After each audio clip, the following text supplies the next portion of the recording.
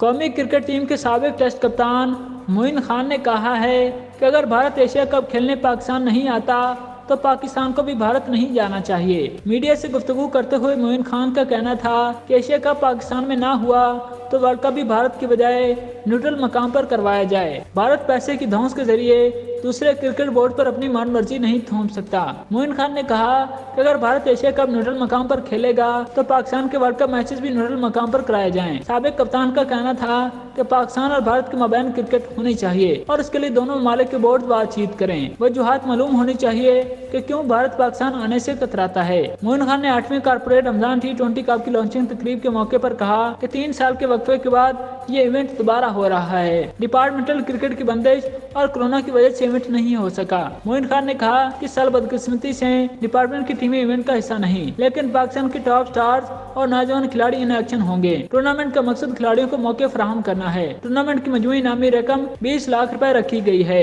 Winner کو 10 لاکھ جبکہ runner up کو 5 لاکھ روپے ملیں گے۔ ایونٹ کا پہلا میچ نمائشی ہوگا جس میں فنکار جلوہ گر ہوں گے۔ تقریب میں قومی اور سابق کرکٹر نے بھی شرکت کی۔ ایونٹ میں 8 ٹیمیں شرکت کر رہی ہیں۔ ٹیموں کو 2 گروپس میں تقسیم کیا گیا ہے۔ ایونٹ 7 سے 15 اپریل تک جاری رہے گا۔